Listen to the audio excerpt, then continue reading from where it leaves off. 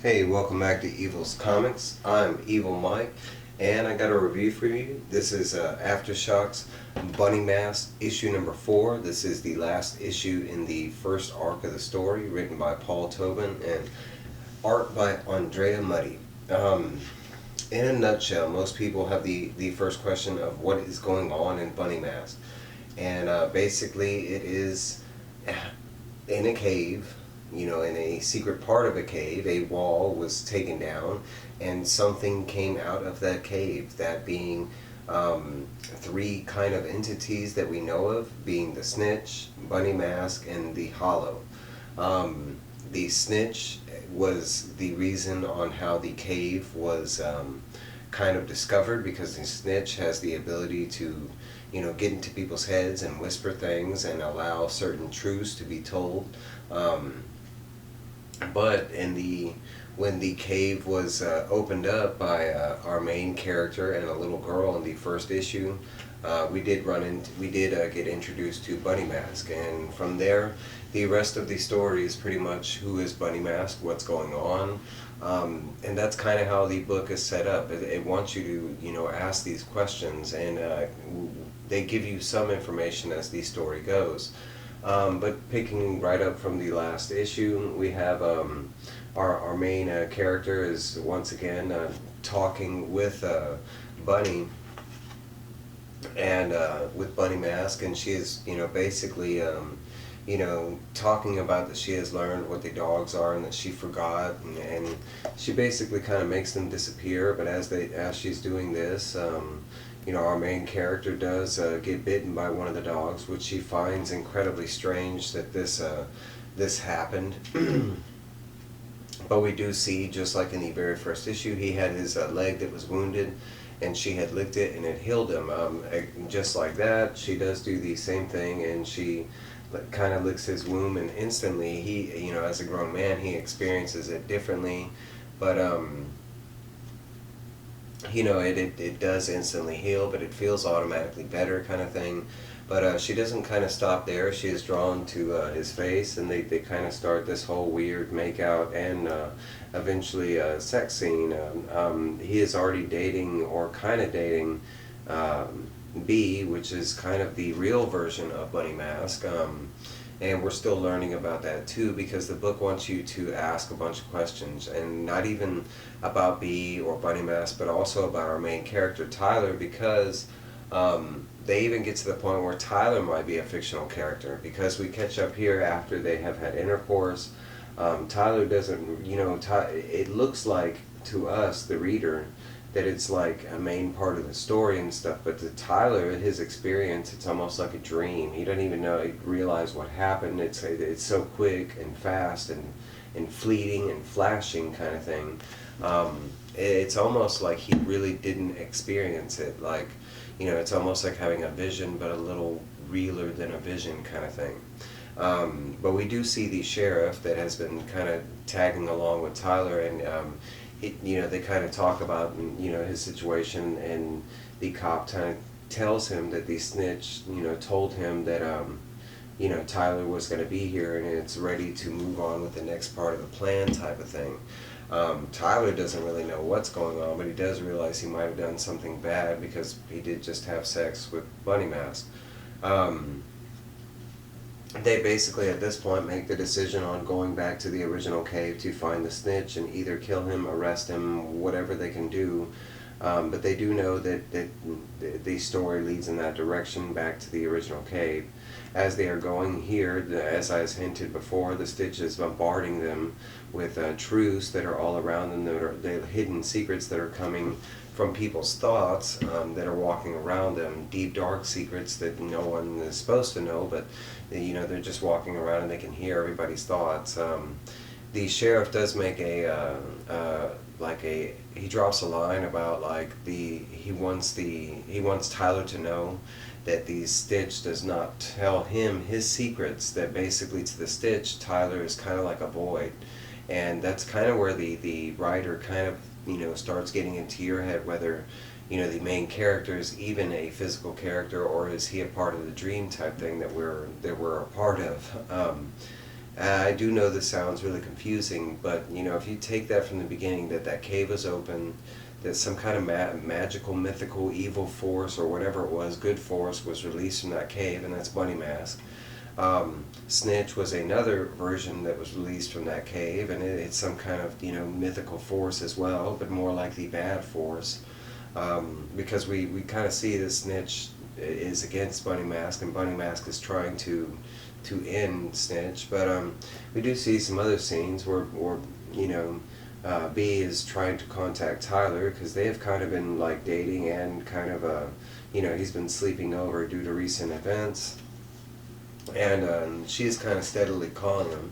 We do see that the sheriff and the you know, Tyler do make it back to the cave finally, where they originally everything happened, and they are greeted and welcomed by a undead group of, you know, look like zombies.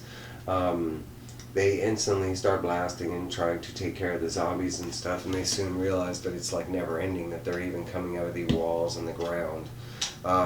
They do end up running to the child version of Bay that supposedly the sheriff found dead in the caves, and that kind of leading the readers to believe that the version of Bay we know as a grown-up, or Bay, that she might not even be a real person, because, I mean, how is that possible? We found her dead body in the cave, kind of thing. Bunny Mask, in his like scaredness, Tyler does, you know, reach out to Bunny Mask, and she shows up and instantly, you know, takes care of all the undead zombies using her weird Bunny Mask magic. But we do even see that maybe the body was part of the figment of an imagination, because she does walk over to the younger version of Bay and says, "Oh, I remember you. You died just like me, but you've been dead a lot longer than me." And instantly she touches her and she just vanishes. So maybe what the cop found was a part of the imagination. The real version of Bay that's outside texting Tyler is the real version of Bay. And it's little clues and stuff like that is how you have to piece together this story, because I can say it is very confusing at times. But this is the 4th issue, and we are getting a little more. But eventually, he kind of pisses Bunny Mask off, and I mean, he doesn't do it intentionally, but she's like, "Well, what do you want me to do? You can either scream, or you can, like, you know, I could be here for pleasure, but, you know, I got to be here for either or." And he kind of like draws a blank at how to answer, and she just disappears. We do see that you know, the sheriff and Tyler make it further into the cave, and eventually, you know, it looks like Tyler is grabbed by, you know, Bunny Mask, and it is not Bunny Mask. We finally get to see what the Snitch or Stitch or whatever his name is, this entity that is in the cave that has been bombarding their heads, and he basically lays out this story that you know, that he is this truth, and it doesn't matter what they do, they can't really kill him or get rid of him, because he is this hidden truth that's within all humans, kind of thing. He's like the deep dark secrets that we keep hidden in the back of our minds, kind of thing, the things that we don't tell other people. And somehow in this cave they had him locked up, and now he has been released, and he's trying to get out, and he can't really find his way out of the caves. And that's what he's trying to you know, lure the officer and Tyler to here, so they can, you know, kind of help. He's going to use them so he can get out of the damn cave, and he can't figure it out. Even though he is this like mythical, magical force, it doesn't gain him like ultimate knowledge and everything, kind of thing, is the way I look at it. But they do end up like fighting him off, or the sheriff ends up shooting him, and the sheriff eventually is kind of like tossed aside, and he's kind of taken out of it. Tyler ends up trying to like throw some rocks at him, and that don't work, and there's this back and forth about what the real truth about, you know, this and that, and these Stitch really trying to put doubts about Bunny Mask and Bay and this and that in his mind. And eventually Tyler has enough of it, and he does, you know, take a hidden rock, and he beats the hell out of the Snitch, and eventually kind of like kills this body of the Stitch. And we already know, and he confirms it, that, I mean, it's just his body. You can't kill him. It's kind of like killing a thought. You can't kill a thought. You can just stop thinking about it, but the thought's still there, right? They do eventually make it out of the cave. The cop, heavily regretting on not bringing whiskey to this whole fun house that they've had today, and Tyler kind of staying back to, saying that he hasn't finished everything that he needed to do, and he does run into Bunny Mask, and he's basically trying to tell her off, that he's done with her, and to F off, and Bunny Mask is like, it don't work like that, and now we're kind of like more interested, and we had sex and this and that, and he was like, and she even says that she'll regret it type thing, that what his actions and what he's done. But at the same time, she wants his help, and she wants to get rid of the stitch, and that, basically they're gonna, go forward and do it together. They do show them like holding hands, kind of walking out of the cave, and as they're walking out of the cave, Tyler kind of gets pissed at her, again stating, because she kind of just states stuff that doesn't make any sense, and it's really, he's just jumping to conclusions and not really thinking about the big picture, and it is making a lot of sense, but she is spouting craziness type thing, talking about teeth and this and that. Eventually she does she vanishes, saying that she'll be back, and eventually Tyler walks out of the cave with the officer, and it looks like basically from what Bunny Mask had told him, that they need to come back to this cave, that there are hidden deep dark secrets within the cave besides the stitch itself, and they have to uncover these secrets to like vanquish the stitch and everything that he is, kind of thing. It's the only way that they can defeat him.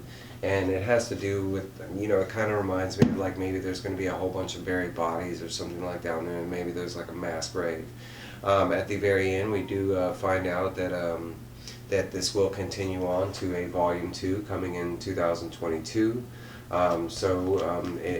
If you have enjoyed this story, and as far as I know, everybody's attached to the project, so be on the lookout for that. I know I will. I enjoyed the story. I wish that we got a little more, but in 4 issues, I believe they gave us just enough. I mean, that's what you want, is the questions to keep you coming back, right? What's going on? How could the story go? And that's what I like, stories that really get your brain thinking. Is it like one of the, I don't know, I'll just leave it at that. Anybody that needs more explanation can always reach out. My explanation is only as far as I read, and it is a very weird and abstract book. But from my understanding, that's what I got from it. Let me know what you thought about it. Like, comment, subscribe, please comment, let me know what you thought, why you passed on it, did you read it, what you thought. Alright guys, I'll see y'all later. Bye.